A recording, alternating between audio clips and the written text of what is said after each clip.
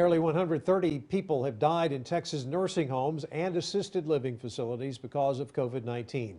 That number has more than doubled since we first reported it less than a week ago. The state is still refusing to release the total number of cases in these homes or the locations of facilities with confirmed cases.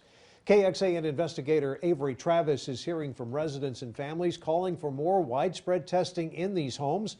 The state referred Avery to Austin Public Health and other local authorities for guidance on testing. Yes, and with more than 138,000 nursing home beds here in the state of Texas, we still don't know how many people in those beds have even been tested. We were able to learn from the state that 17% of nursing homes have at least one resident or staff member who's tested positive.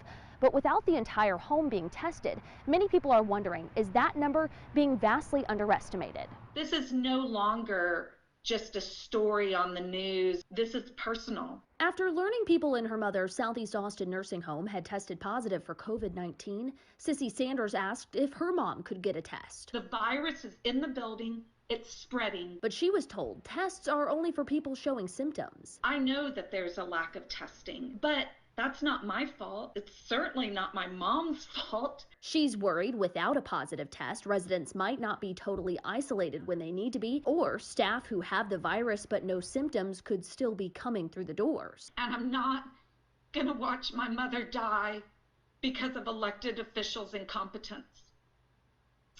And I'm going to push this matter as high as I have to push. Austin Public Health says they've asked nursing homes to isolate every resident as if they each are a carrier of the virus. APH also says elderly people can get tested after showing milder symptoms or even a lower fever than the general population. But they still don't recommend testing everyone inside because the test can actually pose a small but real increase of infection to anyone in that room for the next few hours. They told KXAN what they really need is testing with faster turnaround times at the nursing homes themselves. They don't have those tests right now, but they're urging city and state leaders to advocate for them. During the course of our investigation on Wednesday afternoon, Sissy Sanders got a call from those leaders. They were letting her know that all of the workers in her mother's nursing home will be tested for COVID-19.